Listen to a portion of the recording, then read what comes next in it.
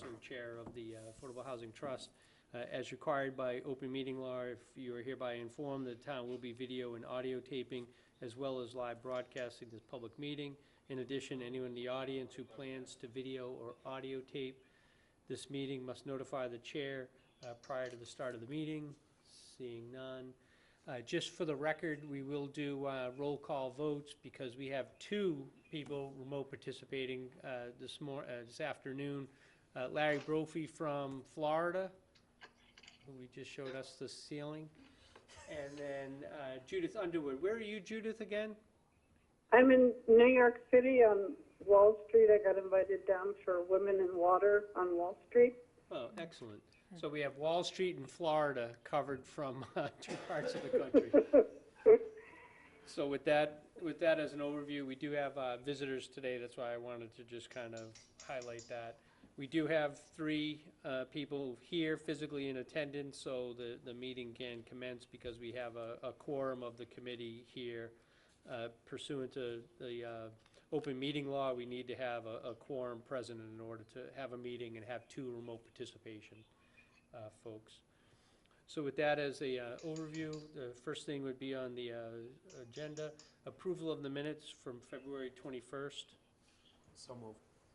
Second. Okay, and then just, I presume you guys have had a chance to look at it, Judith and Larry, the minutes? Yes. Yeah? Yes. Fine. Okay. So we'll do a roll call vote. Larry? In favor? Aye. Aye. Clark, aye. Judith? Aye. Thank you. Yes. Unanimous vote. Public comments and announcements. So if there's anyone in the general public that wants to make any comments, seeing none. Next, I would like to introduce to the, maybe she can come up to the front table, or if you, whichever you prefer, Heather. It's maybe easier from the podium so you can see. Standard. We have a presentation on the Harwich housing needs presented by the Cape Cod Commission, represented today by Heather Harper, their affordable housing specialist. And just as a brief overview, we are preparing, recommended on the agenda a little bit later on, to do the housing forum on Tuesday, April 30th at 6 p.m. And we wanted to have kind of a couple components to that. One of them was to demonstrate the need that exists for housing, affordable housing in Harwich. So Heather is here to do an initial overview, and I guess you're looking for some feedback in terms of if there's any questions or comments or suggestions prior to the April 30th session. That's great. If you're ready for me. Go ahead, Heather. Heather Harper, I'm Chief of Staff and Housing Specialist with the Cape Cod Commission, and I just want to thank Andrea and Belinda for their help in sort of reviewing this, both with me and the staff in Harwich internally, to hopefully have something here that makes sense for communicating housing needs in Harwich. And again, if you guys could just help me with any notes that come up for suggestions, I would really be appreciative of that. So we'll start with just a bit of an overview about the economic and demographic trends for the region. We started about 2 years ago with a regional housing and market analysis, and that really looked at both the demographic trends from employment, population, and housing needs, along with taking a look at some of the information relative to earnings and cost burden for households across Cape Cod. And that was done in 2017. We also looked ahead to a forecast for 2025. So much of that information comes there.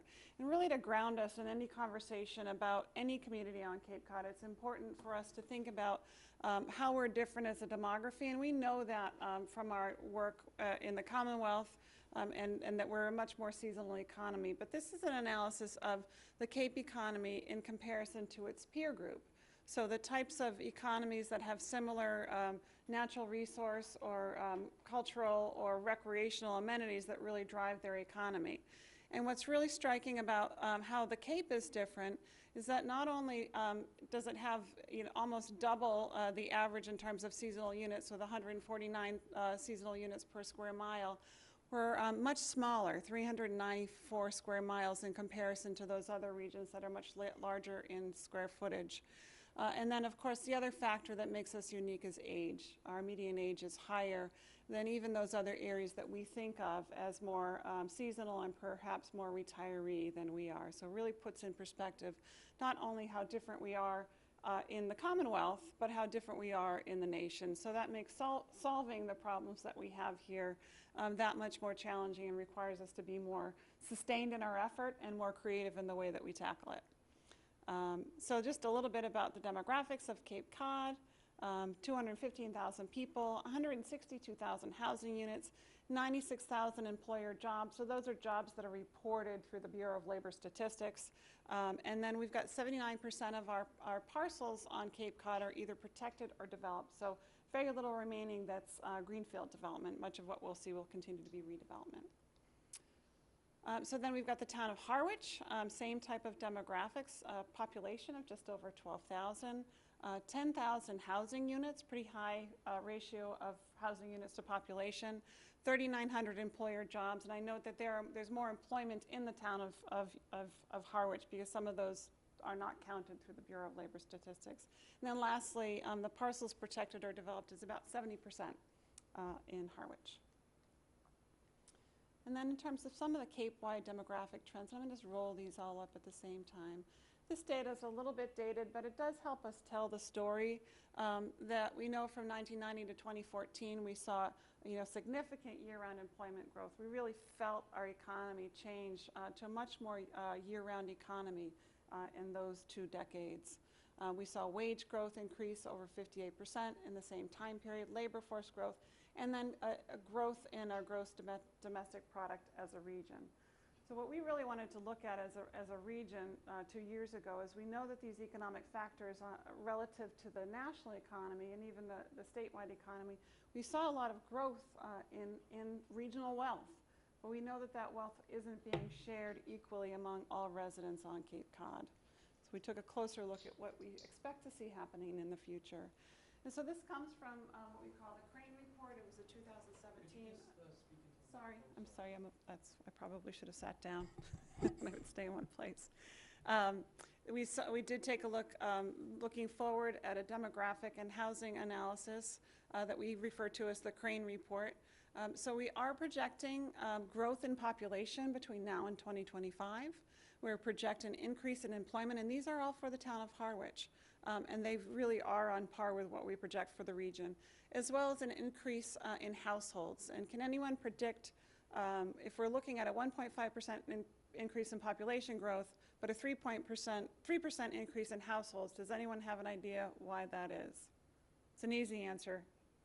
It really is because household size is declining. Because of the demographics that we have, the retiree population, we're looking at household size declining from 2.3, 2.5, closer to 2 persons per household or less. And we'll talk about that a little bit more in a minute. And so we'll take a look at Harwich's population. You can see that back in 1990, you're at about 10,000. You crept up to about 12,000, maybe a little more, in the early part of this century. And they even remain very stable for the last 30 years, 25 years, and that is projected to remain. We're not projecting any loss in population for the town of Harwich and the potential for some very modest growth. And I just want to go back and talk about this population slide for a minute because it really bears on the region. All of the economic population and job creation is based on us having a healthy functioning economy. So those things in terms of job growth and wage growth really rely on a healthy functioning economy. Of course, one of the pillars of a healthy functioning economy is a healthy functioning housing market. So there's a caveat or an asterisk on all this information that really says if we can't really solve some of these housing challenges, we're going to have a hard time meeting our growth expectations for the region in terms of wealth growth. So in terms of population and aging, you will not see this on this slide. It's here, but very faint. But it's a comparison of the state age distribution of our population to the town of Harwich. And what you can't see is the peak in terms of the age distribution peak occurs between the ages of 19 and 34 for the state. So much earlier in the age group ranges do you see the peak population occurring in the Commonwealth, where in the town of Harwich and Cape Wide, but more so in the town of Harwich, you see peak population happening between the 60-64 age range. And so that really is just evidence of the higher age population in Harwich. And then we take a look at Cape Cod employment and wages, and the orange line is average weekly wages, and that is adjusted from 1990 to 2018. And then the green line is the percent change in jobs, and that's a relative change to 1990 for Barnstable County. So you can see that we saw a real growth in jobs from 1995 to 2007, just in that pre-recessionary period. We saw the number of jobs really increasing in the region. And you see the weekly wages that are adjusted are not keeping pace in terms of the relative wage increase to the number of jobs increasing. But what you see looking ahead is you can see those lines begin to part even further. And so that's a challenge that we have that lies ahead for us, that the wage growth is really not keeping pace with an employment growth. And even though we're seeing increases in jobs, it's the type of jobs that we're seeing result in lower wages than we see across the state and the nation. Heather. Yes. Excuse me. In terms of employment and microphone, please. Do we Clem, want to you gotta hold use- questions to the end, or? Yeah, why don't we hold questions to the I've end? got a Jot them few down more. though, Clem, so we Yeah. have it. And I'm happy to go back to any of the slides. Yeah. Yeah. And then Harwich employment takes a look at where you've been in employment. Again, you saw that growth in employment from 95 to 2015, and even continuing growth in your community through the recessionary period. And there's a projection of continued growth, or at least sustained job numbers in Harwich. And so that really gets us to the question of, if we're looking at wage growth and employment across the region in Harwich, what does it take to own a home or rent a home across Cape Cod? And so you can see here that these 1, 2, 3, 4, 5 healthcare and social assistance down to construction, those are what are projected to be the top 5 growth industries for our region between now and 2025. And so we just did a little analysis of what it takes to own a home or what it takes to rent a home in the region. And you can see that if you're in healthcare and social assistance and you go all the way to the right-hand side to rent, a single earner in that, earning the median wage in that sector, can afford to rent a home on Cape Cod if they can find one. But it would take 1.6 earners to support home ownership in that sector.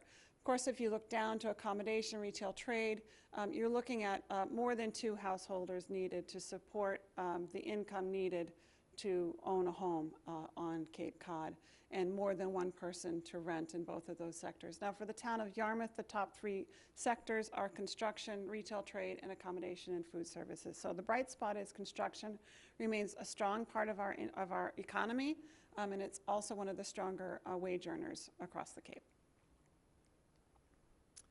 So we're going to take a little closer look at housing development and trends and how that influences the housing market. So just to orient a little bit back in Harwich, the uniqueness of the region really drives the housing stock and the housing economy. And in Harwich, 42% of your homes are seasonal or second homes. 88% of those are single family homes. So you demonstrate very low diversity in housing type. And you've got about 16% of the town protected open space. So move on. In terms of single-family homes, so how does that relate to other places? How does our housing economy compare to other places? So you can see for the U.S. and Massachusetts, I'm moving again, over 50% of the Commonwealth's housing supply is supported or supplied in housing types that are other than single-family homes. 63% nationwide is something is supplied by something other than single-family homes. Cape Cod, 80% of our housing supply is single-family homes, and Harwich even higher than that. So just a little over 11% of your housing supply is supported by something other than single-family homes. So a very homogeneous housing supply for our region and the town of Harwich. And so this gives you a little bit more detail of the type of housing stock that you can see. So you can see that well over 80%, 88% is single-family homes with a few two-family, a few single-family attached, and a few that are 10 or more units. So very low in terms of diversity of housing types in Harwich. Again, I'm probably not telling you a story that you don't already know, but it gives you the images that help support that. The other way that we can be diverse, other than the type of housing that we're providing, is the tenure, home ownership versus renter-occupied housing.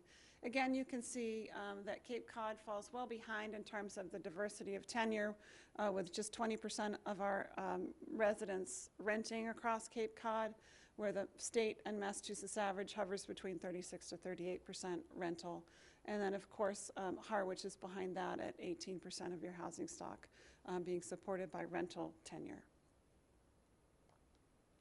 So in terms of number of households in Harwich, we've got about 94,000 households across the Cape, with about a little less than 5%, or a little more than 5% in the town of Harwich, with 5,300 households in your community.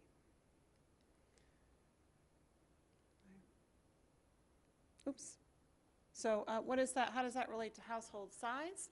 We talked a little bit about this earlier. The average for the U.S. is just about 2.64 persons per household. Massachusetts and the Cape fall behind that at 2.24, and Harwich again has an even smaller household size with 2.1 persons per household, which really drives the need for housing supply in your community in a way that's unique to the region and the nation. And we expect that trend to continue forward as household size is expected to continue to decline.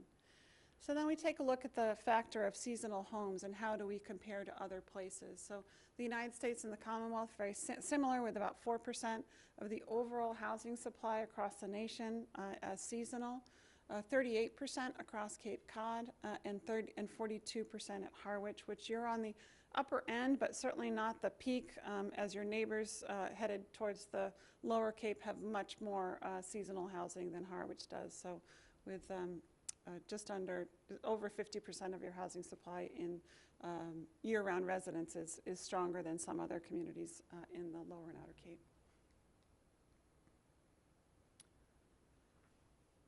So that demand for seasonal supply is not anticipated to subside. We expect that trend to continue onward into 2025. But what we saw was a real shift in the housing market as a result of the Great Recession.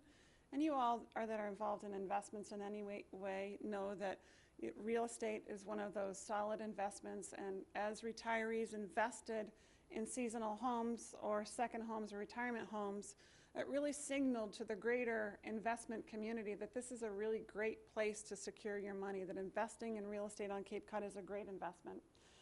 And we expect that trend to continue. What we saw was a total loss of 3,000 year-round housing units across Cape Cod during that time frame, and a gain of 5,000 housing units. And that has a real impact on the type of economy and the type of economy that we're supporting and the jobs that are needed to support year-round homes needs versus seasonal. So that's a trend that we expect to see continue. So what is the result of all of this on the housing market across Cape Cod? The result is that there are over 26,000 households earning 120% of the median income or less, spending more than 30% of their income on housing. And that number, 30%, is the standard that's used by the federal government to determine what we call as cost burden, or spending too much on housing. So 26,000 is more than double the size of the town of Harwich, right? Bigger than the town of Mashpee, smaller than the town of Falmouth, but a significant portion of our region's residents are spending too much on housing. So that's not as a result of not working. There's been a lot of work happening across the Cape for a long time, and this just gives you an idea of one piece of the spectrum in terms of meeting our housing supply needs. So across the Cape, communities have been working hard and to provide housing units that meet the subsidized housing inventory, and that's housing that's permanently restricted for those that earn 80% of the median income or less. Harwich is about 5.5%.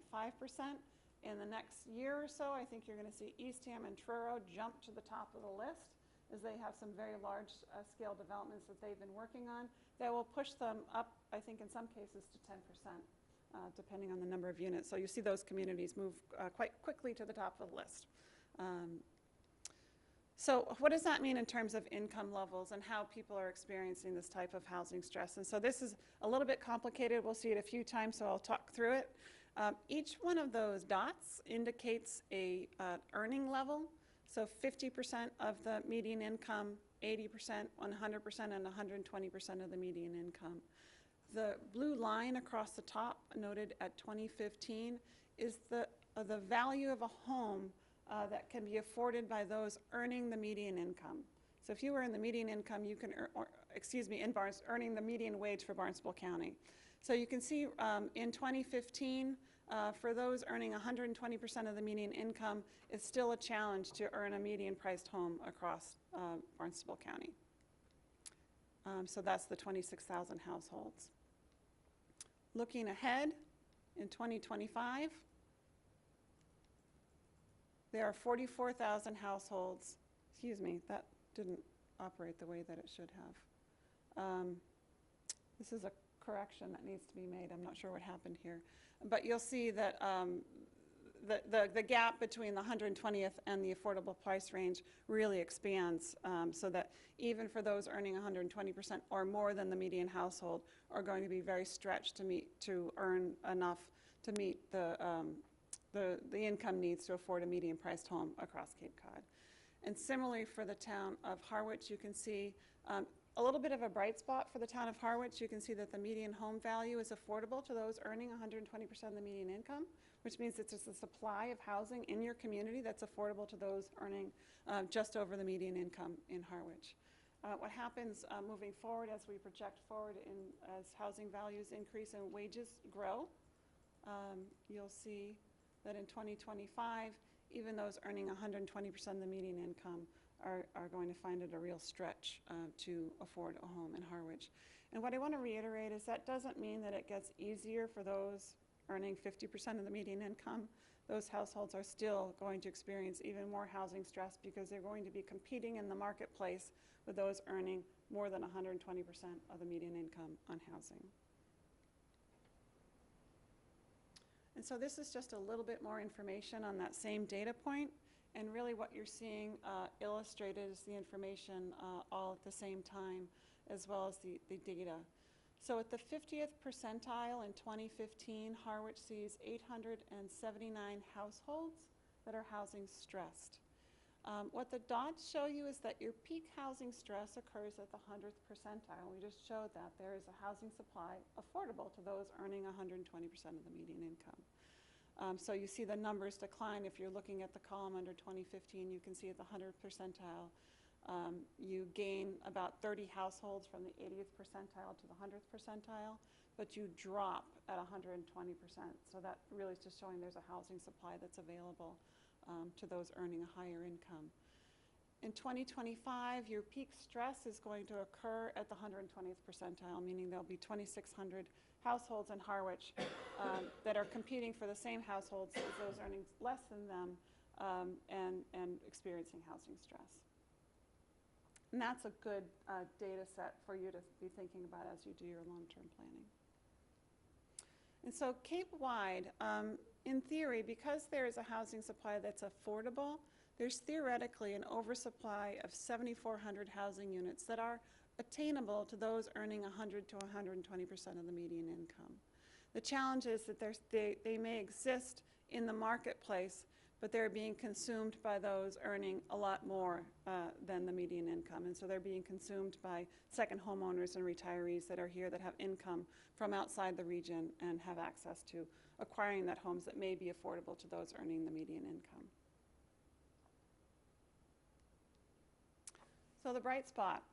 There are some bright spots in this story, and it really is what's happening demographically on the Cape, across the state, across the nation, is that the type of housing that's desired by millennials that are going to be needed to fill that labor growth that we're projecting across the region is the very type of housing that's of interest to those that are 65 or older. And so planning for a housing supply that continues to be more walkable in mixed-use neighborhoods is likely to both attract the labor force that you need and also support the demographics that we have already here in our region. So the goal, of course, that you have is to continue to provide safe, stable, and affordable housing for the residents of your community. And so I leave you with that presentation. I'm happy to make any amendments that you think might make sense for a workshop in April, and work with Pelinda and Andrea to make that happen. And I'm happy to answer any questions. A lot of material.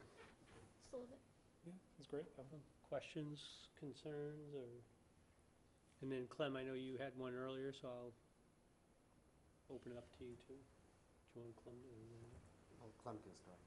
Clem, why don't you get us kicked off? Oh, thanks. Just up to the microphone though, just so people can hear. Just a quick question. In the analysis of wages and jobs on the Cape, was there any attention paid to, because I think it's a strong component, the seasonal workforce? Right. Is that integrated into those? All jobs. Do you know what percentage perhaps there is I of don't know, seasonal? but I can find out. What do you guys think?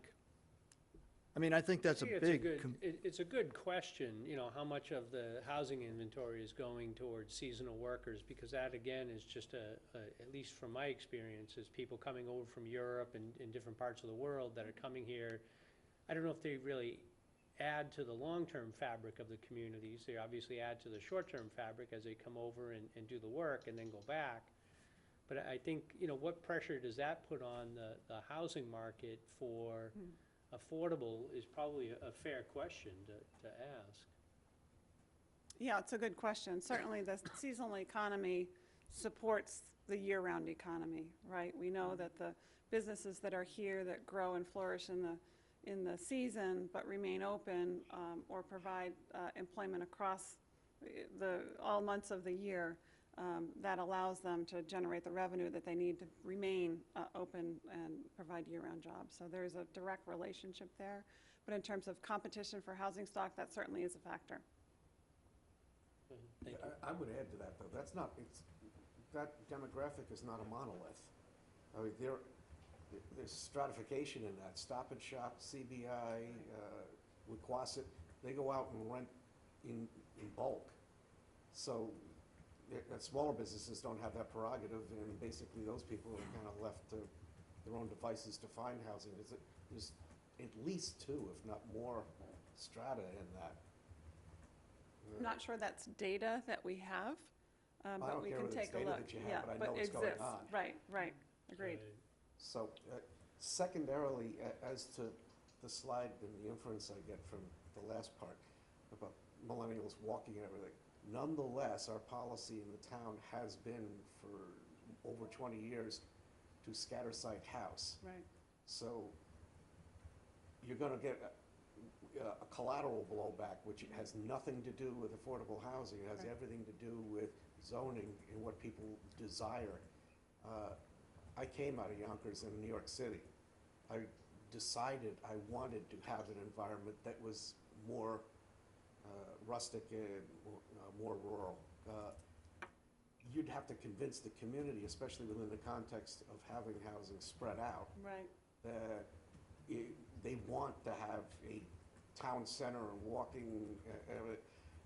I'm well familiar with that whole branch. I started out in the planning board before everything else I did. I'm well familiar with that branch of planning. But, and it's no put down to any of you folks here, but I do find that planners often suffer from what I call planning disease. I could build a really kick-ass town if you people weren't around here bothering me. You have to take into account what people's expectations are within the context of the community, because you're not wholesale replacing them. So I'm hearing that slide should come out for April. It's If going to it's cause not more a- controversy If than it's not you. a conversation that you think adds value to the decision-making process you're involved in now, I mean, that's Not the for type what of we're feedback doing, I'm looking because for. I Yeah. think it's going to be actually a negative point that is collateral damage to Right. the overall discussion. Yeah. We're talking about creating a demographic that includes phlebotomists, Yeah. people that have some skills. You're talking about remanufacturing the town to look differently, and that discussion is going to veer us off from the point, Yeah. which is we need to get to 10% of affordable. So let's take it out. I mean, and every community is going to have a different strategy. And what works in Harwich might not work in Brewster, and what works in Dennis might not work in Harwich. So, We were designed yeah. as a 7-village Yeah. town, Yeah. even though one of those villages has one commercial Yeah. building. But nonetheless, it was more spread out. It wasn't organized like Orleans was with a town center. yeah, yeah. So we'll take it up. I think that's good feedback. That's why we're here. I do think, Heather, just thinking about, I've been trying to immerse myself for the last 2 years into this. And one of the things I think we may want to try to kind of relay to people is that affordable housing has to have a different dimension than single family. And that the look of it needs to be a little bit different. I think we have to think about, I was thinking about the development in Eastham. I think you kind of alluded to that being one, that they have little, almost like duplexes, and they have them in a more common type area, so they try to duplicate the village concept on a very small scale. But I think that, competing where we build individual single-family homes for affordable housing trust is really not going to be a real sustainable strategy, I think, overall, to kind of meeting some of that need. So what we've done, we've had a project going on unrelated to this, where we've been working with Eastham, Orleans, Falmouth, Hyannis, soon to be Sandwich, on identifying housing forms that their communities can support in very specific locations. Right. So we may be able to weave a little bit of that into this, that sort of demonstrates based on, and we've had about 800 people respond to a survey across the Cape about that. Based on the feedback, we can demonstrate a few of those forms that look like they may be accessible from a design standpoint and appreciated in the community, but support more than one housing unit. So we can work together on that and see if that makes sense as well. 'Cause I think if we can show, affordability has a couple different images to it. One is the form of housing that Right. goes. And then if a town were to donate land, then that creates a subsidy, because now you're not paying for the land to do the Right. development. But I think, outlining the problem is important to make Yeah. sure people understand. But I think also giving them kind of here's a roadmap forward of, constructive ways that would most likely be the approach that we would take to try to get to that 10%. Yeah. Because the one thing that made me a little bit nervous when you were saying that Eastham and Wellfleet, by doing 1 or 2 projects, Yeah. they're done. Yeah. And Oh, I don't think that yeah. there's going to be a silver bullet Yeah. for Harwich, Yeah. where we're going to have 1 or 2 Right. projects that will make us get done. Well, that's really good feedback, because I certainly don't think when you get to 10%, you're done. Right, that's the first piece, is that 10%, it's only 2,600 housing units across the Cape. We still have, 90% of the way to go in terms of meeting housing supply. And I'm also not suggesting that we're going to build our way out of the problem, where there are multiple solutions. So good feedback on the words that I choose to use, how we present them, and some of the context we But I might think it's go great information. I think Yeah. that discussion needs to be kind of focused on, okay, we know what the problem is. Right. And how do we work towards a solution? And I don't think the solution is just seasonal housing for more people to come down. I often think, you visit Disney World because you want to go on vacation. So if you're going to visit a place for vacation purposes, that's one thing. If you're going to make it a home and stay year-round, to me, that's such a different dynamic. And we have a little bit of that we're competing with, I think, here. Can I go a little bit further on that? I mean, this is a point of concern to me, that no one is, at least to my knowledge, nobody's trying to address in the legislature. If you're going to create incentives to do things, like affordable housing and other things, there should be some sort of overt disincentive to having these things, because in my own lifetime here, we've gotten a large creep of inventory. We're out of choice to keeping the house empty for like 9 to 10 months out of Right. the year. And they wouldn't, the majority of those people wouldn't consider having anybody rent it even in the period of time where it's fallow. You've literally deleted the house Yes, from right. your inventory, and yet we're providing infrastructure for that house to exist. I mean, I once told one of our governors to his face, we don't roll up the sidewalks, We don't pull the plow up when we pass the house that's empty. A school is built for the kids in the community. If you're gonna start absenting people, then that's a slippery slope. You could delete seniors because they don't have kids. So we provide infrastructure irrespective of those people being here or not being here. Water pipes are still there. Police are still there. We don't fire the 2/3 of the police force and recall them for the summer. Now, is there anybody working on?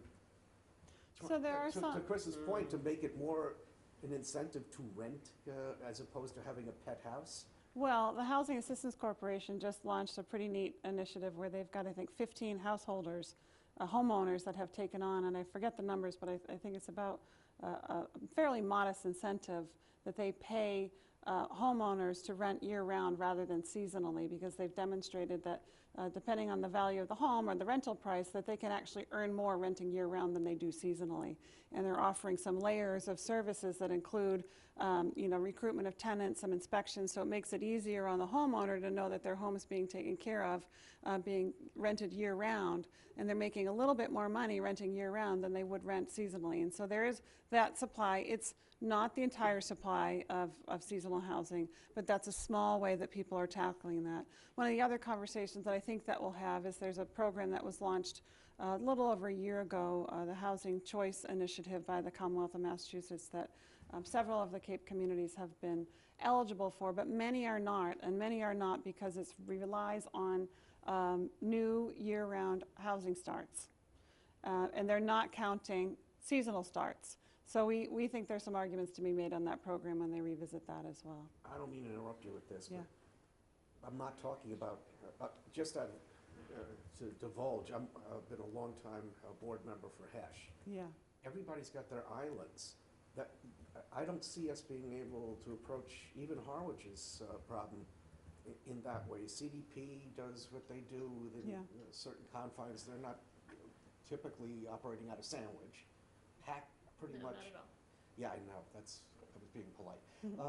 But Hack does what it does within the confines of its geography.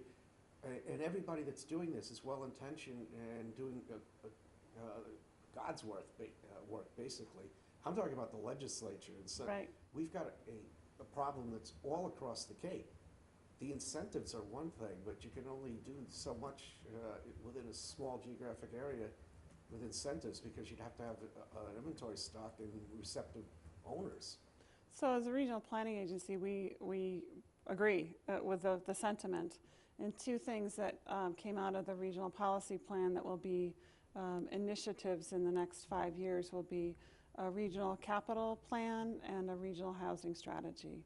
And so both of those things, and it's crystal clear that we need to speak as one voice as a region on both of those issues if we want the state to listen to what we have to say, that every individual town, we didn't get to 26,000 housing units speaking with one voice. It's the result of 15 different towns making 15 different legislative decisions about how they're going to deal with their housing supply. So we need to start to think about working together as a region and communicating those very issues as a region. I think you'll see some steps on that as well. And just as a postscript to that, it's not just the housing. Yeah. It's actually warping the economy too, because the people who are buying up the inventory that had been year-round are McMansioning them, and they're hiring labor forces and construction companies from off Cape because they're more familiar with them, since that's where they're coming from. They're actually vacuum cleaning money out of the Cape. The workforce that had been doing things and repairing and building is blown by, and they're hiring construction companies from Carver or even farther away. These are, Okay. Yeah, I definitely see that a lot too. Yeah, I figured you would. Even with customers, their designers, where they're buying materials. So yeah, I can. So they're deleting both the housing stock and part of the economy. Okay. I have a question. I could use some clarity for us. Is this conversation something that you would like to touch on at the housing forum? Possibly.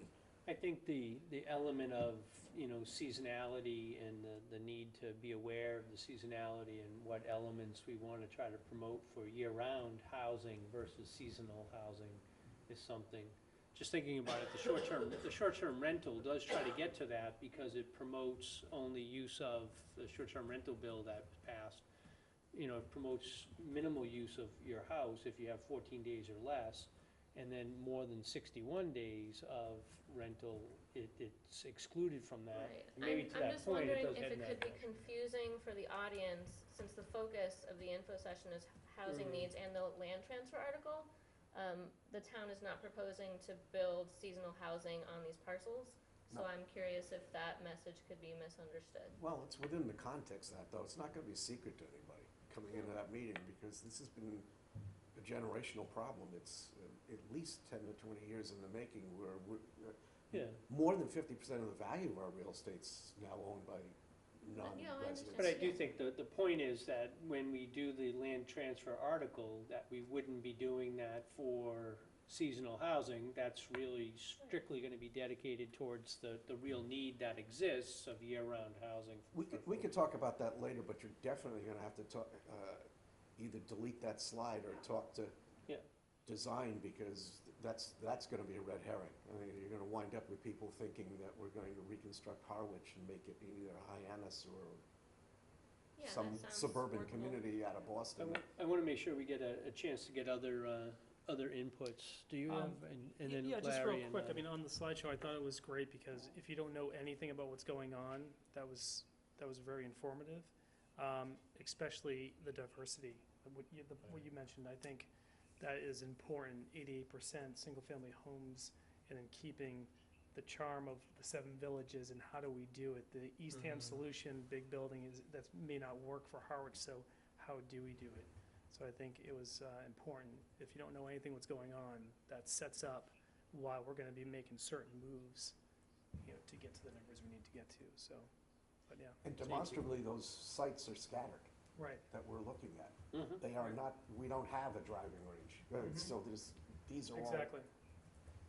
Larry, do you have anything that you wanna just provide feedback on? No, I'm just thoroughly enjoying it. I think affordable housing is a facet of housing overall, but you really don't want to get lost in that while we're looking for year-round housing. Okay. And then Judith, I know it's probably kind of hard to just take in all this, just verbally, but do you have any comments or any reactions to Heather's presentation? No, I thought you did a good No, I job. found it with the slides, with the, I'm sorry, Larry, I the had packet, asked yeah. Judith. Go ahead again, Judith, please. Oh, I thought she did an excellent job. She gets a B+. B plus. I lost the video connection, but the audio Here was it would have just been fine. an A. I was giving you an A, but Larry's a little tougher. B+. B plus. D plus. So Judith, I think the presentation was good overall. There's obviously a lot of things to tweak, that you brought up, Chris, and I think it'll be really good when we sit down next month at the roundtable. yes. One question that people have asked me is there like a number? There's a percentage that we need to reach, but is there like a population number that would fit into that percentage that we're looking for? Or is it more the units themselves? In other words, Yeah. is it like a She heard that. Do you have the number specifically for how much additional housing Harwich needs to create? So in 2015, there's a need for 1,480 housing units to support those earning 100% of the median income or less. In 2025, if the pattern continues, you'll see a need for 2,616 housing units for those earning more than 120% of the median income or less. That doesn't get you the 10% affordable with a capital A. That's what she's asking, is how many units do we need To go get from to the 100%? to go from 5.5 to the 10, the number of Yeah. units that We would be can, needed. that's easy enough to do. It's in the study, isn't it? We I probably thought- want to say that. I thought in the housing production plan, it had in there what the number was that each It year is, we needed okay. to do. I'll dig through But it maybe we again. can incorporate that in terms of that the housing production plan has been voted by the board, it has been a an authenticated record for planning board and I believe for the selectmen, so we probably should at least say what the target is. How close we come to that target will be, remain to be seen. But Art, did you have a question in regards to feedback for Heather? Yeah, good afternoon, Mr. Chairman. Art Bowden, Harwich Housing Committee Chairman. To answer that one little question, we have basically 333 housing units now at 5.5%. Double that. I think you get 10%, right? Numbers are numbers. Okay. Presentation's great. Numbers are great. But I'm sitting here and I have this vision in my head. It's a vision of a runaway train. And the engineers got off at the last stop. Okay? And we're trying to catch this train. We can't catch it. We don't have the resources to catch it. We're going to spend ourselves. We don't have the resources. Let's put it that way.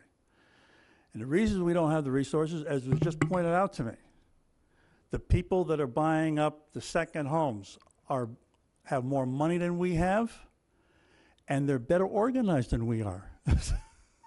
Okay? These, the oversupply of the 7,400 houses, I would bet the loose change in my pocket right now that the bulk of those 7,400 houses are going to go to second homes, vacation homes. They're not going to go to affordable housing. They're going to go to second homes. Because when affordable house comes on the market now, what happens to it? Brennan, he knows. Yeah. His company is is in business to rehab the second homes. And, and it's a great business, and I wish I was in that same business. But I hate to say this, but it's part of the problem. It's not part of the solution. So somehow, if we're going to solve the problem, I'm playing devil's advocate here today, guys. We got to get ahead of the runaway train. We got to slow it down. And I don't see any way we're slowing it down. We could build as many houses as we could possibly build every year, and we're not going to get ahead of the train. Even when we get to 10%, we're still going to have, I don't know how many people that still can't afford a house on Cape Cod or a rent. So the elephant in the room is the runaway train, and the runaway train is the seasonal homes, as has been pointed out here. People come down 2 weeks a year to have that house. We have a fire department, we have a police department, we have roads to support the people that come down here 2 weeks out of the year. A good example I heard not too long ago is this was in P-Town when they were building their wastewater program. They designed it for 2 weekends a year when the bulk of the people were there. You have to design it for the highest capacity, and that's what they did. So they spent millions and millions of dollars for 2 weekends out of the year to handle the flow, so to speak. But anyways, that's getting off the subject. I do think, just on that point, I don't want to have a negative, a negative outcome, that if you leave things to the general marketplace, which has really been the case in a lot of these, then you're getting the result. We know what the result is. So not doing anything, we know what the result is. Yeah. I think that by taking the actions that we've started to take here, and the acknowledgement that we've really partnered up with Habitat, on limited scope, that I think there's an acknowledgement that we need to do more, and what are those elements to do more. And I think subsidizing through town-owned property, creating partnerships through 40Bs and things of that nature, friendly partnerships, are a roadmap forward that, in all honesty, I don't believe has really been fully engaged by the town overall in any concrete way until really recently that we've decided to take these steps. So I think the more, we know what our target is, 300 homes, and let's see how we move in that direction. I think the accessory use dwelling, the ADU, also will provide some assistance. But I think, to the point, we know what the trajectory is. and doing nothing, we will continue on that trajectory. Oh, I would never advocate not doing anything. I think we have to give it the college try, as they say. We got to go full out as much as we can. But we have to keep in mind that this is a runaway train, and somehow, as we're working, building affordable housing, we have to try to slow that train down somehow. Yeah, if, Otherwise- my opinion, if we leave it to the Thank you. marketplace, we know what the marketplace will deliver. But instead of So we getting need to do to the something different. half-full glass point here, or less, just understand one thing, Art. We started out in 2000 with a little over 2%. And there was an impetus back for about 4 or 5 years where there was some real attention paid to it. We have gotten to 5.5%. I have some faith that we'll still be able to crawl and claw our way to the 10%. But to Chris's point, we're not going to do it if we just sit around bemoaning that it's really hard. As long as we can do this in a compatible community way, that people will feel it's part of rather than inserted into the community, I'm positive that we can increase the inventory, and we have to anyway, because we don't have the ability that the rest of the mainland of the U.S. has, where you can draw a circle around this gated community and get people to come in to work and then they can go home. We got water, water, water. And unless we can create a dynamic here, it's actually going to hurt those same people that you're talking about in the private marketplace, because no one will be around to help do what they need. Heather, did I you just want wanna- to comment and sort of support what Chris had to say, that, it isn't a complete conundrum, a problem without a solution. And in local government, you spend a lot of time with problems with very challenging, thorny solutions. And the more that you can do to demonstrate that you're working towards a solution, the more likely you are to see the type of investment on the private and the public side to help you solve those problems, whether it results in someone investing in a business because they think the town of Harwich is actually investing in diversifying its housing supply. If that means stratified in every village, and that's the approach you're taking, then you might see more local economic development and jobs that are created here because your community is tackling one of the challenging issues that's confronting it. So it isn't a one-size-fits-all solution. It isn't that you're just going to build the housing units and that's going to create housing affordability. Ideally, there'll be some economic activity that results with you tackling one of the challenges in your community. That should be the headline to this presentation. That's actually perfect. Yeah, so I think if we can lay out on April 30th, here's the problem, and here's what the roadmap to some of our solutions are, and then get into the ADU, and then I try not to use too many of these, No acronyms. I know. But to get into that, and then to get into the land transfer, so we can focus on that. Okay. Okay, I think you have some pretty good feedback, so thank you. Why don't we move on to Cranberry Valley? One of the things that we wanted to make sure that on the list of land transfer items, there are properties that are identified on Oak Street that border Cranberry Valley, which is a publicly owned golf course, just for folks that may not be aware of that. And we wanted to make sure that we reached out to Clem Smith, is the chair of Cranberry Valley. Maybe Clem and Roman, if you want to come up to the front table. And I think the intent here is for town meeting to have parcels that have been identified already in some of the materials that we've reviewed, were identified at one point as affordable, and they are in close proximity to the golf course. We did have a presentation and overview that was done by the planner to us that showed really those sites are somewhat limited because there's some probably buildable opportunities along Oak Street, but there's quite a bit of wetlands and other issues inland. But we're trying to be good neighbors and making sure that we do things in a collaborative manner. So we wanted to make sure that we at least invited you in to let you know that obviously this is the intent, just to go forward with town meeting to have the formal transfer occur, which will move the property from housing jurisdiction of the selectmen to the Affordable Housing Trust. So just, I didn't know if there was any additional questions or concerns that you may have, but wanted to at least give you guys the opportunity to comment. Thanks, Chris. In particular, because we had, as a committee, being good stewards of our operation, we actually looked at encroachment. It had nothing to do with this proposal. But when you go to the back of the property, originally the land that was designated for this purpose included some additional land other than what the holes are, configuration. So in those buffer zones, when you get out into, I'm confused. okay, This property meaning what?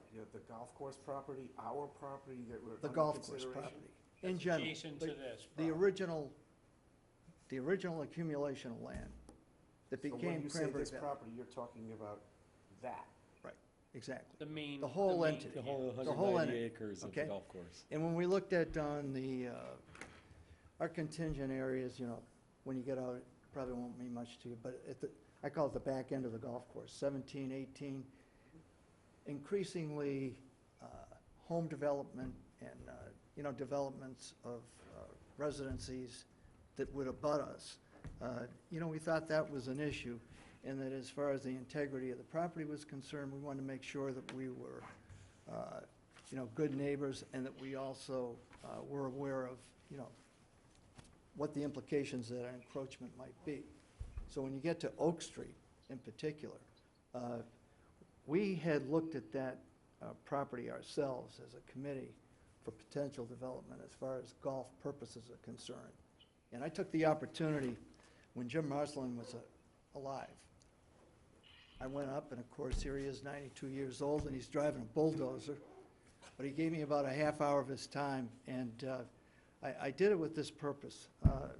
Originally, according to him, and he was the principal mover as far as that Golf Study Commission was concerned back in the early 1970s. Putting that property together was designed for recreational purposes, specifically golf, if you will.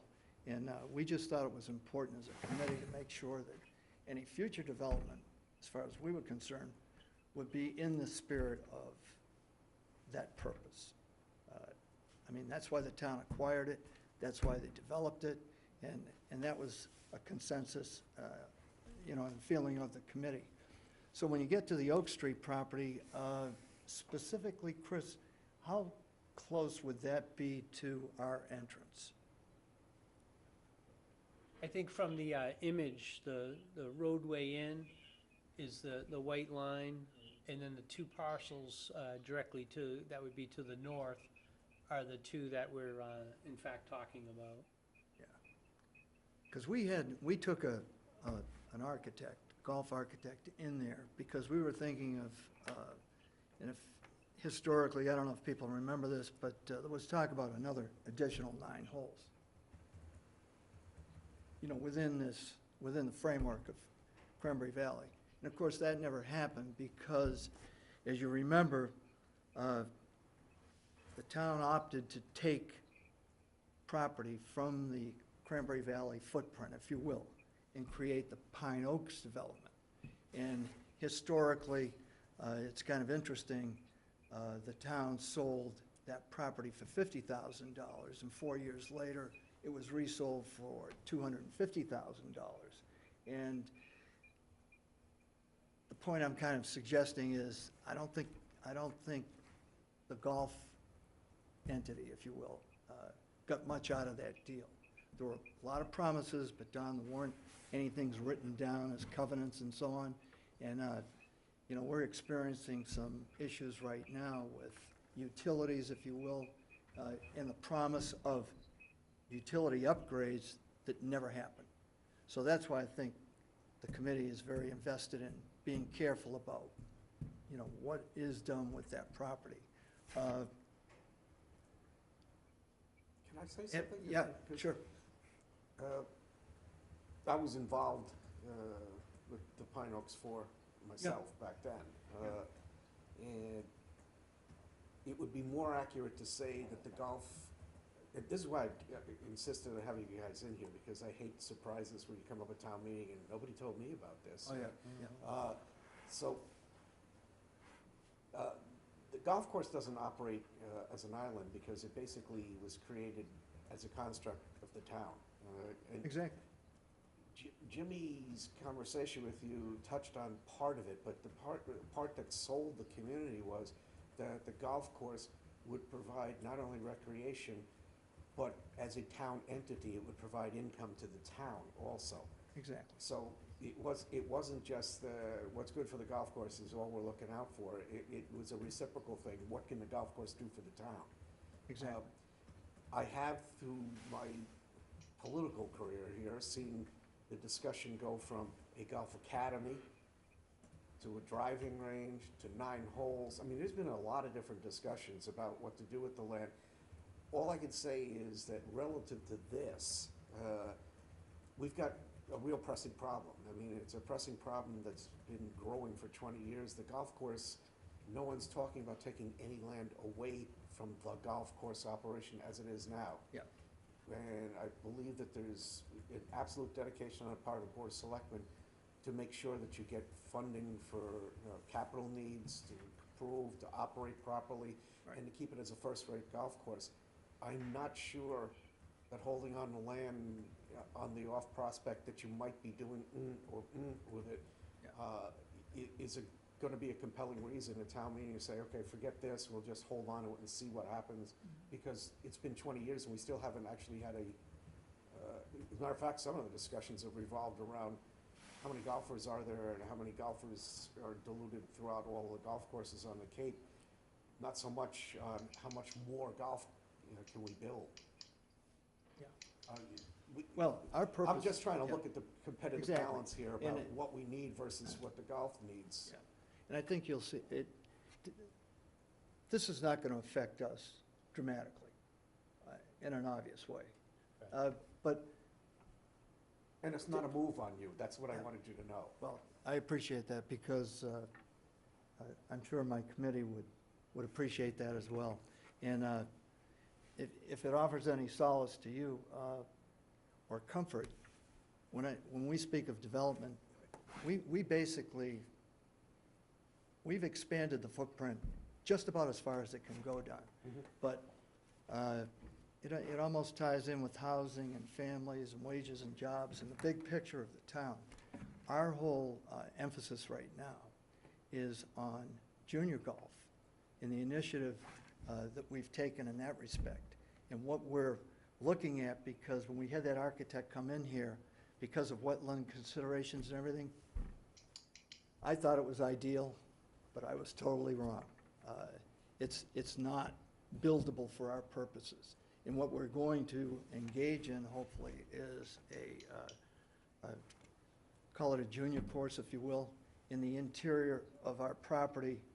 Between several of the holes, there's enough available land, and that seems to be a site that's going to work for our purposes. That's great. That's So, great, yeah. You know, I that, Yeah, I was gonna ask this question, were you thinking that those 2 parcels would be for that, but you just answered that. And we so- walked Yeah, out with an we architect walked and it, it was and determined unbuildable. this gentleman, his name is Mark Mungem, he's done a lot of our development work and design, and you can't argue with expertise, and he has that degree of it. So, it was an eye-opener for us. But nonetheless, we do think it's important, when you drive in, it's kind of a unique experience. It's beautifully landscaped. John Fernandez has done quite a job with that, and we don't want to see anything compromised in that respect. And that we can certainly work with you on. I mean, Yeah. appearance is something that's a lot Yeah. How more far easy to along are the address than plans for you it? can't use the Well, land. what kind of footprint are we talking about for housing there? Yeah, How I far think, along are those? based upon, you really have just under 3 acres, Right. and the majority of it is wet. Wetlands. So, Yeah. we're not talking about having the ability to put a large footprint. Right. And the other thing that, I drive that stretch all the time, and you Mhm. look, there's an awful lot, Harwood, and as you go further up Oak, as you're headed towards Queen Anne, Right. there's an awful lot of small, really starter-type homes that are Yeah, already single. on that. Cape Branch So, construction. that's a good, So I think kind of maintaining a similar type look to that Cape Ranch probably would make some sense in this location. But that gets us down to, and maybe just to take an opportunity here, the idea behind this is once town meeting votes to approve this, we'll engage MHP, a Mass Housing Partnership, to come in and do a feasibility. Part of that feasibility, and anything that we do in terms of concentration or density, can't ignore wetlands. So we're tied into wetlands like anyone else. But we'll have that feasibility study done on each of these, and then we'll get our first look at, okay, this site probably can accommodate X number of units, this site can accommodate Y, and the ones that are gonna be, I hate to say it's easier to develop or more straightforward to develop, we'll probably start that in year 1 and 2, and those other ones that are gonna require a little bit more thought and a little bit more work would be in the out years.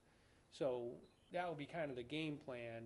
Once town meeting puts it into the housing trust inventory, and we have jurisdictional control of the property, then we can engage an outside firm to look at that and do the feasibility studies, the initial feasibility. But Clem, Mr. Chairman? Hold on a second, John. Go ahead, Larry. Yeah, I'm not gonna take too much of your time, but I certainly am cognizant of exactly what Clem is saying. I play golf there too, but, you know, the lands that we're looking at that are adjacent, that would be hard pressed to extend the golf course another 9 holes. And I think what you're looking at after we look the wetlands over, and for anything that's developable, and nobody really knows right now, I would think that anything that we do is certainly gonna be collaborative, and it's gonna be a mutual beneficial thing for the development. It's only gonna make it sell better. As far as I'm concerned, it would make the arrival experience considerably better than, you know, look 20 feet to the right or left as you enter the driveway. And there's a lot of knockdown trees, and there's a lot of room for improvement. So, you know, I don't think that we're looking at doing anything that will ruin any potential development for the golf course. I think we're looking at things that would be beneficial, might improve the membership possibilities, and will certainly give an opportunity for any infrastructure improvements. But having said that, Mr. Chairman, I just wanted to get that point in. I just got a text from that I have to pick my wife up, so I will have to sign off. I wanted to say that before I left, okay? Excellent, thank you, Larry. Thanks, Larry. Thank you, Larry. Thank you very much. Don? yeah, Clem, well, several things. First of all, that's why you're here, because like I said, there's way too much stuff that happens. The tagline is, "Who let that happen?" Second of all, we've had discussions amongst us on a run-up to this, where what we're not trying to do is what you see in Dennisport on 28, or what you see in Chatham opposite the industrial park. It's more likely what the Hesh houses look like, or what the houses in Truro look like, that were built coming down the hill to 6A to 6. Ideally, you shouldn't be able to tag these as anything other than just part of the landscape. Right. It's not going to be like an industrial complex Right. that's gonna get built. So, the appearance of what happens is of great concern also, but we gotta get to the point where we even have the land under our jurisdiction to do that. No one's gonna try to infer, I mean, you heard me before with the Cape Cod Commission presentation. No one's trying to infer an outside look into what we're doing, so you're just gonna have to swallow hard and take it. But we do need, you heard the narrative, we need to be able to find land to be able to do some stuff. Right. Land itself is becoming scarcer. We'd like to do this in a compatible way. Nothing is gonna take anything away from the existing golf course or our commitment to make sure it keeps getting better. And this is not going to be something that when we get it, it's going to create some sort of eyesore on the way in. It's just, we're looking for compatibility, and we're looking for everybody to pull the team in the same direction. And that's why you're Treat it here. as its own separate entity in a way where it wouldn't even be part of the course. It'd be Yeah, that's its kind own of what I'm separate- saying, yeah. Oh, yeah. I mean, just so I have an understanding, I think I've got this correct, but this is the 16th green? 14. 14. That's 14? Yes. Yeah. Where's 17 then? It's not on there, it'd be just above that. Okay, just above that. Okay, so it is further up. Okay, Yeah. I got it now. I really don't see that you're gonna have the problem, but it's hard to visualize it. But you'll be with us all along the way, because it is a town entity. We're doing this under the open meeting law, so nothing is gonna happen without you getting some sort of sense about what it is and some input on it. Well, you can understand our perspective. Oh, sure, And that's I why you're think here again, And, because I uh, wanted to make yeah. sure you knew. Okay. It is appreciated. You guys have anything else, or appreciate you, No, thank you for the information. I'm sorry, Judith, did you have anything that you wanted to, ask? No, I think that was good. Thank you very much. Okay, thank you. Thank you very much for Thank you. coming. Okay, gentlemen? Thank you. And lady? Okay, I'd like to, Thanks, Tom. the next part of the agenda is the housing coordinator report. So I will turn it over to Andrea All right. and Pelinda. So first things first, I'd like to introduce Pelinda Deegan, my brand new colleague at the Community Development Partnership. She's the Housing Advocacy Program Manager, and we hired her just for you. She'll be conducting the housing coordinator services in Harwich and Chatham under my supervision.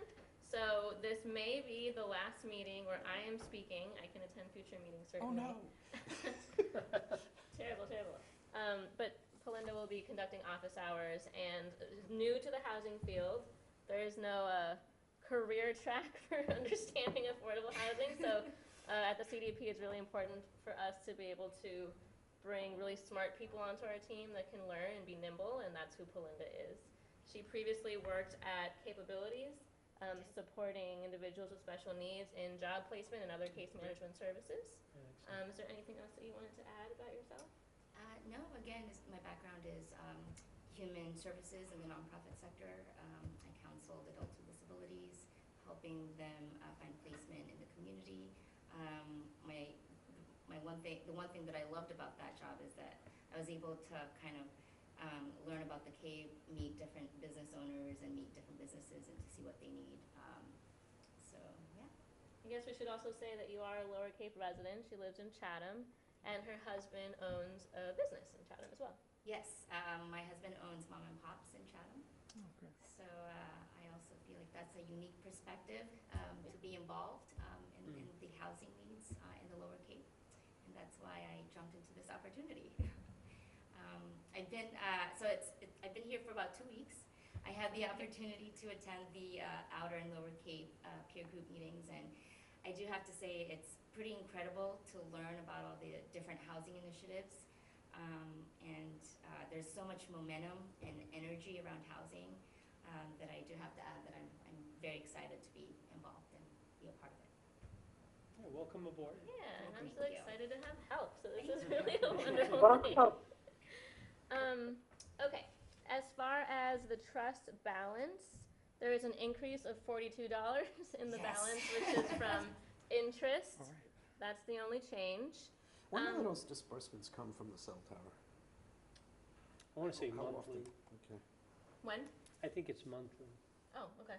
We We should can be check. getting, Well, it we hasn't should be been a getting while. another money dump then. Yeah. Yeah, we should be. And Well, we don't the- have to vote because we voted the year disbursement. Yeah, but I think we voted as of a certain date, because we were gonna vote again in May. We did, this summer, didn't we? May's coming up, so we voted last May. Yeah, but I'm saying that the money that aggregated from last May to now, whether it comes monthly or quarterly, she should be getting automatically regardless. Yeah, I haven't seen those changes. Then but the maybe, number's been the we same may since wanna December. check, because I think what Carol may have done, the finance director, is anything that was into the fund as of May was then transferred out. I don't know if she would prospectively I think transfer we're voting, out. I Did made the we motion, vote it, yeah, we voted the amount that was accruing for that fiscal year. It For wasn't just for fiscal the year amount that, 19, yeah, okay. it wasn't just for what was cash on hand. So if we could maybe check with Carol and just see if, when those allocations would come, and if the vote was, Yeah, I if just she don't says that recall that's the not the specific- vote, then I'm more than willing to put it back on the agenda and make that motion to make Correct sure that, that it yeah. happens automatically within we can't go beyond a fiscal year because the town meeting only authorized us For 1 year. to take the money and spend it on projects, so we only have the authority within a fiscal year to do that. Okay.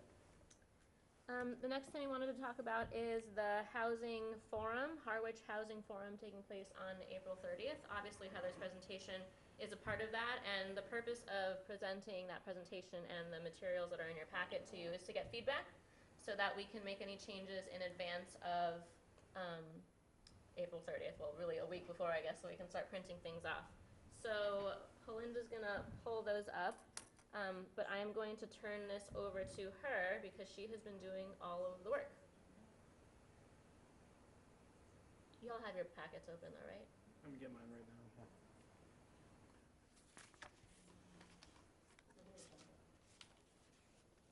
You mean the little flyer that was?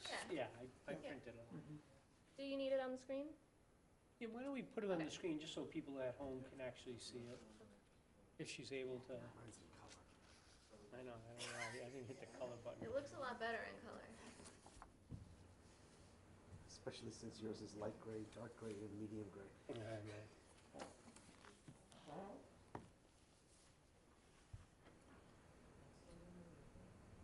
So we are actually pulling up the flyers for you for the info session. So the info session, the proposed date is on April 30th at 6 p.m. at the Griffin Room. Light refreshments will be provided. We'll start with Charlene doing a presentation on the land parcels. Heather will do her presentation as well. And then Andrea will talk about the outline of the process. Yeah, we'll want to do a welcome, we'll want to do a closing and have some questions, but I think the idea is to keep it really simple. Did you have any additions to the agenda? Anything else that you were hoping would be covered? It's an hour and a half, and there needs to be time for questions, so. So it's gonna be Heather, Charlene. I think it might be nice if you welcomed everyone, because the trust is convening this event. Yeah, because we definitely need to post. We anticipate that we'll have a Can I majority ask of the that we board. post two different things? Because you can always not do something, but you can't do something if it's not posted. Okay. I think there's a value to posting this for our regular meeting anyway. I don't anticipate we necessarily have to have it, but if Just something unanticipated convene the comes up, regular meeting, Oh, okay, if we gotcha. post for Yep, a Thursday afternoon as the run-up to the April 30th, which we also post for, then Mhm. if we don't feel like we need to do that, we can just blow by it and cancel the meeting. But if we do, we've got it posted, we can actually do something. sure, okay. So we can do that in the welcome. I can just acknowledge and then ask for a motion to, call the meeting to order, and then at the end of it. We've done that before. I'd like to have the Thursday posted too, just in case we had to. Yeah, we'll post both the 24th and the 30th. We had talked, sorry to No, no, go go on top of your update, but at the end of the last meeting, we walked around the room with Charlene, and we were thinking of having a different configuration for the room so that it's really highlighting public participation as opposed to having a bunch of decision makers behind a table. And I think the idea was to orient the chairs differently and maybe just not have anyone sitting behind here. Curious how you feel about that. We did that in the 2000 period that I was alluding to originally, when we held a housing forum. The whole room was configured and broken out into kind of like clusters. I don't care that that's what you do, but it was the same concern that it would wind up being us and them. Right. I mean, I don't there's- think clusters, just because we're not facilitating discussions, I think we should definitely do that one day. But for this, it is kind of one-way communication. So even just having auditorium seating facing that way as opposed to facing the desks. Because you're still gonna have the podium, so we can just Right, there's not a whole welcome lot and that open up the formal meeting and then turn it over for a program. We've done that, actually, when we did some of the sewer programs, we formally opened up the meeting You and could then do turned it that, over. or you could have that table as the front area, because this is kind of daunting. It kind of looks Yeah, like a this is star kinda chamber. done. You Right. can also project over here and bring, Yeah. so it's that way. Yeah, so unless you put the have a screen in front of specific you. Yeah, you can preference, see screens here, yeah, and you project. I know, you're gonna Unless- see the projector Unless that's moves. complicated. yeah. I'll get the ladder for you. I think we can probably figure it out unless there is something specific that you prefer. No, go No? ahead. Okay, cool. Do you want to talk about the flyers? Yes, David, can you scroll down, please? No, that's the media campaign, so it's in the packet agenda. Kind of, tealish green background. Mm-hmm.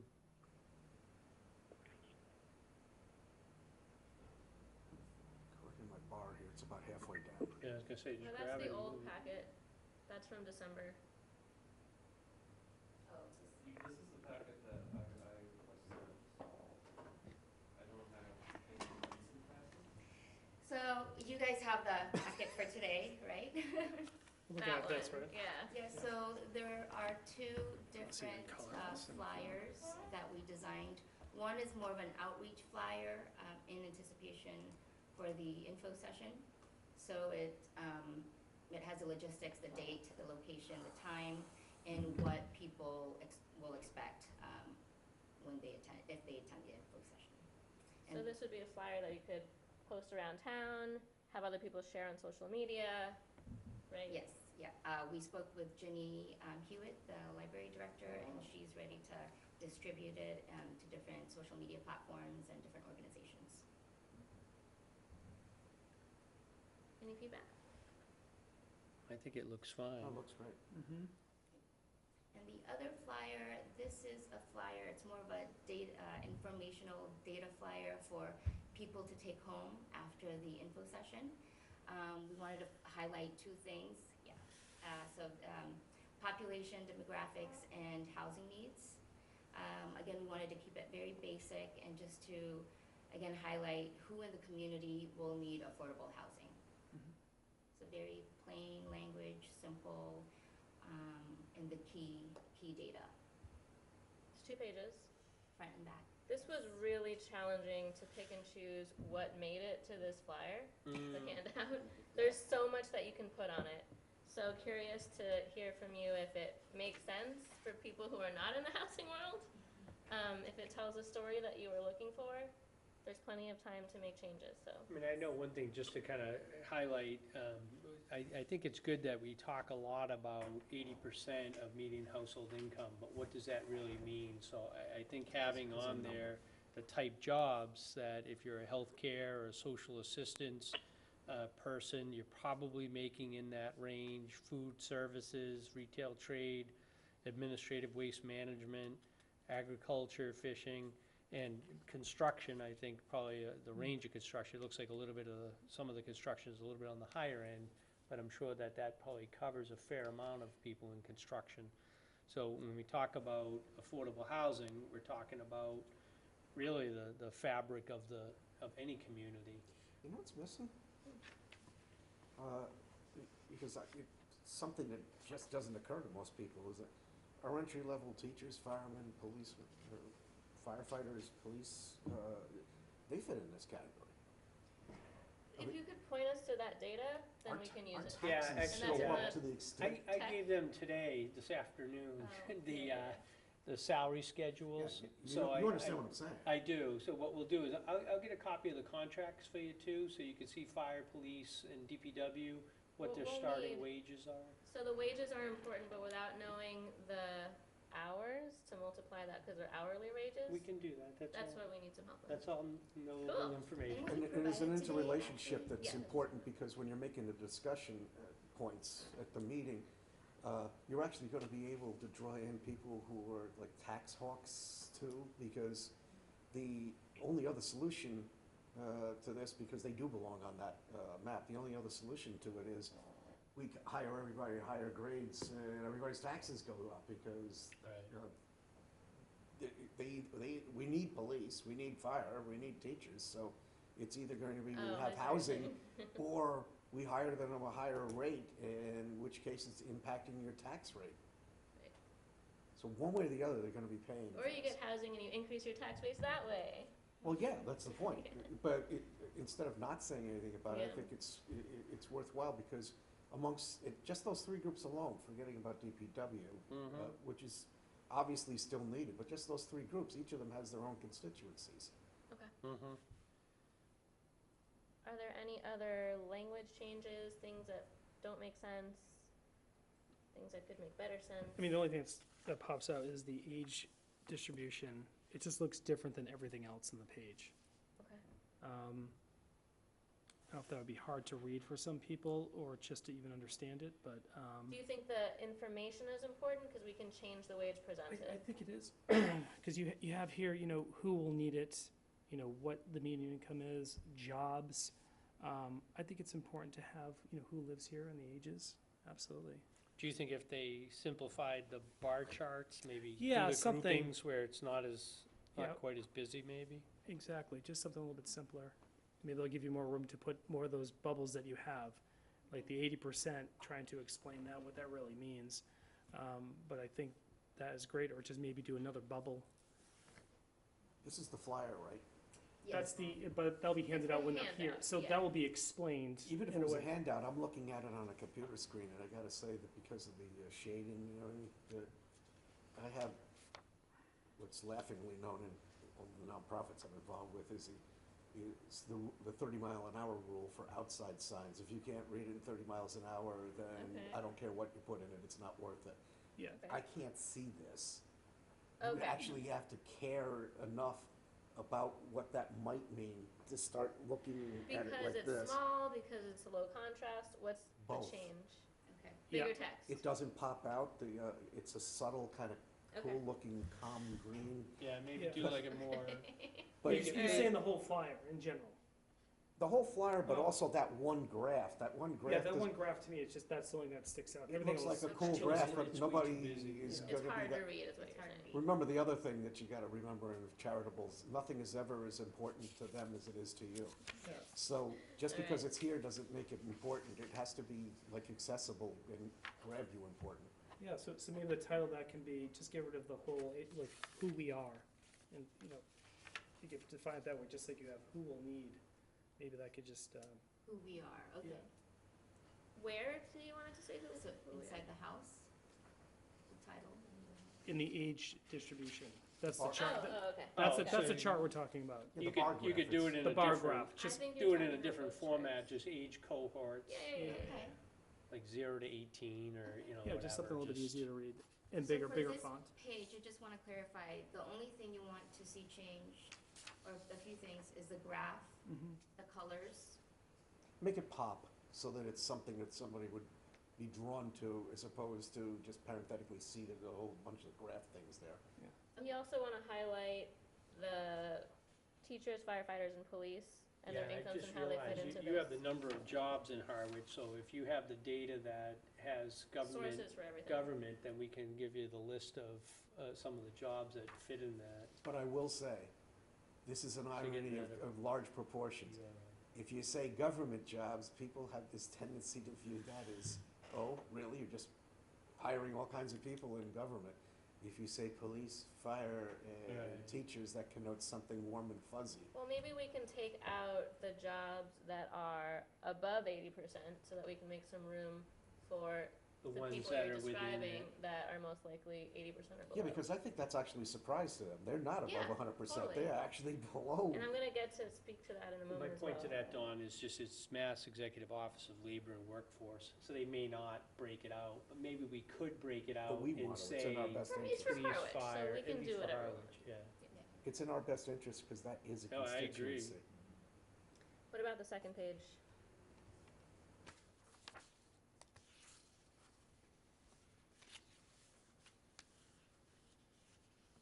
These are graphs that come straight out of the commission's market study, so we can't actually change them. So we I do can wonder either on the, it was interesting when she showed the 215, it looks like, oh, we don't really have that big of a problem. And then when she showed the 225, Yeah, that was significantly more. I wonder if we had one, just show the two numbers Projection. on there. yeah, there isn't, but I wonder if she might be willing to create something for us. And I'll tell you, It makes the situation getting worse, and that may be a Yeah. good picture to. in terms of the value of this, the value's on the right side, the text. The data suggests, because that's the summary for the whole thing, that, I'm not sure I would give that much real estate to the, I'm not saying ditch it. Say I'm that again? I'm Which not sure part? I would spend that much real estate on the left side, the graph. Okay. The text actually is the most important, the summary of You what the don't graph. think a visual is needed? even I if think it it's shows good. I'm looking at it and I 2025. don't even know what the hell it means unless I start looking Yeah, at it. Yeah, I As know. long as this is explained, I think you'll get it. I do like that one, but, As big as that? It takes 2/3 of the page. well, that was a problem I had with the other graph, the age distribution that was so small. Mm. That's why. But this one, to me, I can read, I could figure it out if I, you know, I think- if I was looking at it for the first time. Yeah. So I The think, idea was to connect it to Heather's presentation, Right. yeah, to have that I- same. I But think that's it'd true, work. because it's a Continuity. take-home, so Yeah. when they Yes. take it home, they'll remember that was one of the slides. Right. That's a good perhaps. point. They won't have seen it for the first time. But I do think that the flyer should stand on its own as well. Right. So maybe we can work on some formatting to make it pop a little more and more self-explanatory and add 2025. You know, just thinking about it, the other thing we probably should do is just put like a link if people want to see the full presentation, where they can go to see it. Oh, like a Maybe at the bit.ly? bottom or something, you know, for a Shortened URL. copy of it, and, because then if people want to go Mhm. and take a more detailed look. See, Yeah, what I'm, no, See that- what it looks like. Oh, swear. it's not a technical thing, it's just a perceptual thing. What I was thinking about in terms of its value is, why are the balls getting bigger as they go to I the think right? it's a good idea. I think it's the number of people in the town But it in doesn't that say income that. level. It says it in the study, but it doesn't say this on here. Yeah, I'm looking at it saying, wow, the next one's gonna be really big. But I'm wondering, what does that mean? Yeah. Lots more can be explained. If you could explain it, that's fine, but there's seemingly, on the graph by itself, there's seemingly no explanation for why you get something that looks like a golf ball that becomes a basketball. Right, no, totally. Of course, the reason why it matters what the size of the circles are is because it says how many households that impacts. That's why we care. Oh, But yeah, it's not obvious. but it's not looking at obvious it. in the Yep, chart. Gotcha.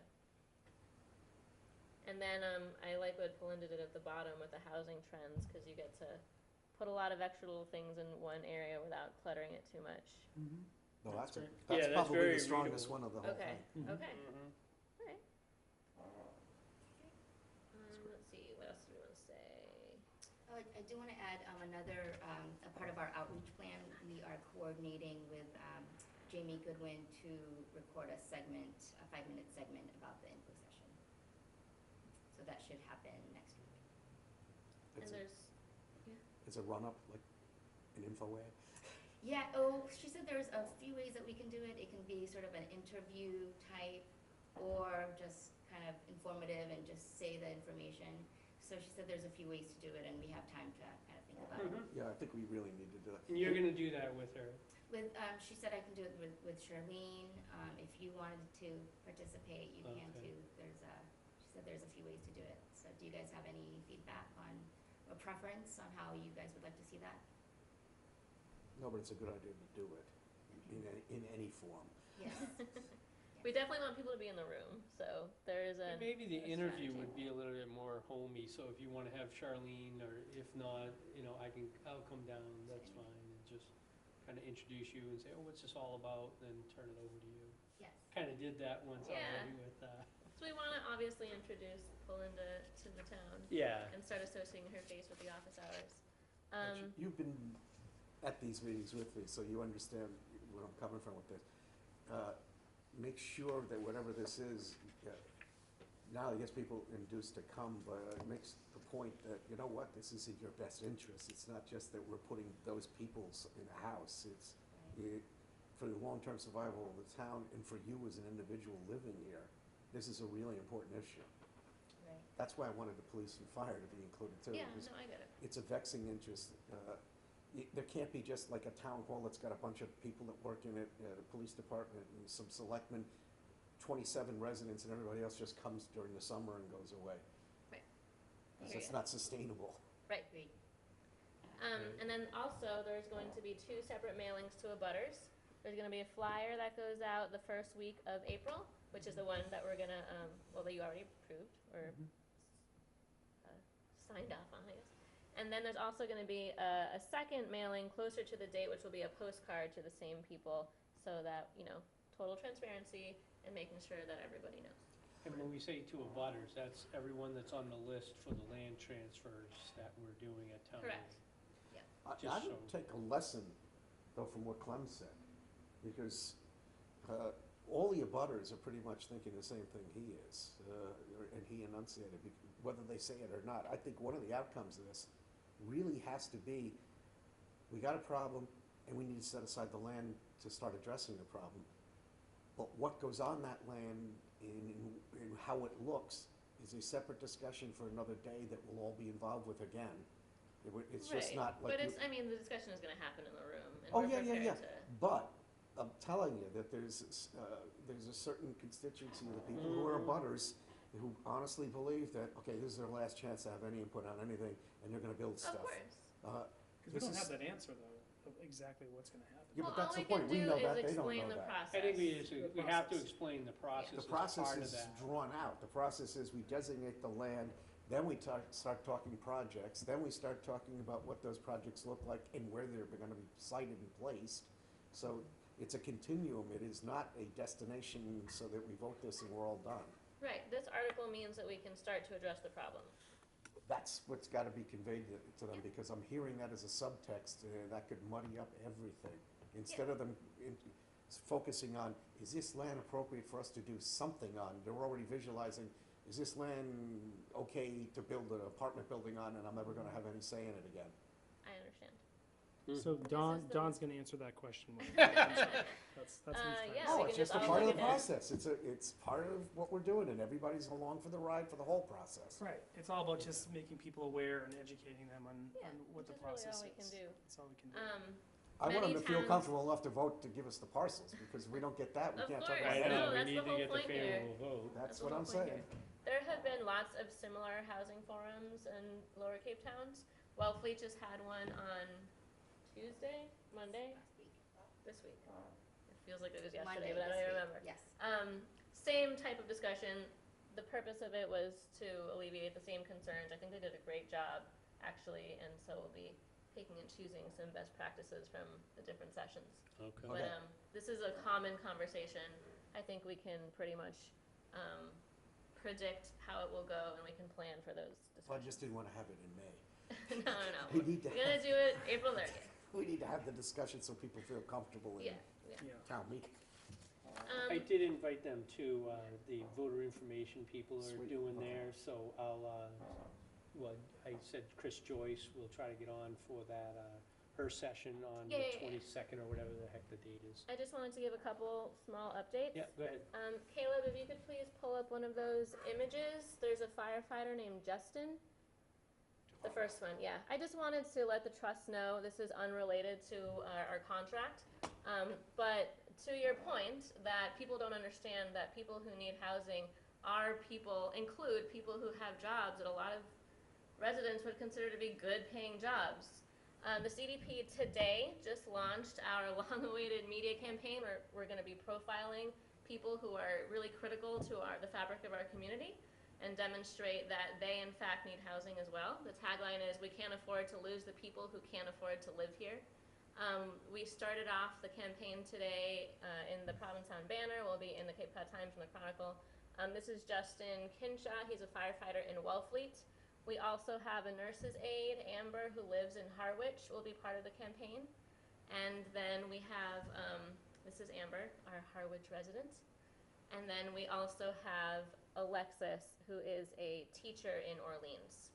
So those are the three profiles that are part of this iteration of the campaign, and we'll be rolling out other phases moving forward. But I wanted you to be aware that we're moving this conversation along in print and in social media. Excellent.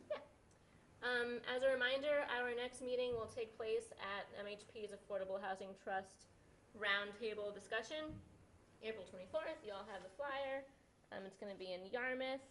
I have RSVP'd all of you. And then I also wanted to let you know that I just signed a contract with a consultant to develop another advanced training, which will be on June 18th on community engagement, which is a topic that's extremely timely to the work that we have ahead of us regarding these parcels. For those of you at home who aren't familiar with the world of community engagement, it's a philosophy and a practice that's really used in 3 different situations. One is just general awareness and education around anything, but in this respect we're talking about housing. Another is when there's a planning process, such as a town developing a local comprehensive plan or a housing production plan, and you want to make sure that you get a lot of community input. you will conduct a community engagement strategy. And then a third example is in a situation like Harwich is in, where you actually have some parcels, some land that you're talking about, and you want to make sure that you have a lot of input from the town in the use and the design of those parcels. So, What's the time of that? it's gonna I was be put it in the calendar. Tuesday, June 18th, 5 p.m. to 7 p.m. at the Wellfleet Council on Aging. Thank you. And this training, actually, I've been trying to find someone around the state that already does this. I've been working on this for several months. It doesn't exist. This is a brand new training. Community engagement trainings are available for broad planning processes, but this one is specifically for municipalities who are engaging in projects in a specific development. So what do you do if you have a year? What do you do if you have 3 months? What do you do if you should have started yesterday? And again, the purpose is to make sure that you are including the community in every step of the process so that everyone's considerations are being included in the search for a developer and what comes out of the project. Because, of course, we want these projects to be beautiful and everybody will love them and they will serve our housing needs. That is the ultimate goal. So I invite you to save the date for that training, and as soon as I have a flyer, I will send that out. Great. You also have in your packet the monthly report for February, which I will not go through unless you have any questions. No, I think we're good. That's it. So just a reminder to folks, so the April 24th meeting will be at the Yarmouth Trust Training, 6 p.m. at the Yarmouth Commons at 881 Route 28. And then the meeting is from 6:45 to 8:30 at the Simpkins Residence at 134 Old Main Street, South Yarmouth. Are those fairly close to each other, or are they doing like a bus? I'm not sure, but I imagine they I'm probably not are. that familiar with the Yarmouth ones. Would you want to go together which two? or? It says here that we start off the meeting at 6 at 881 Route 28, and then we go to 134 Old Main Street in South Yarmouth. I just don't know how close those are. Yeah. You're not walking. They're not walking. Well, you're walking to see the tour. So you'll drive somewhere, you'll do a little tour, you get back in your car, and you'll go And then someplace drive else. to Yeah, locate. at least that's how it was when they did this in Dennis. Okay. You do know where the. Oh, yeah, I mean, we have the addresses. Okay, does anyone have any other business that you want to bring up? If not, I'll take a motion to adjourn. So moved. Dawn, Second. and then You figured all, be quicker at that. all in favor. I'll second that. Roll call, so Judith, I'll start with you. Yes. Okay, thank you for your participation today. Have a good time in New York. Yeah, good luck in Bye, New Judith. York. Thank you. And then all yes, I can. Yes. Hi. Okay, we're adjourned, thank you.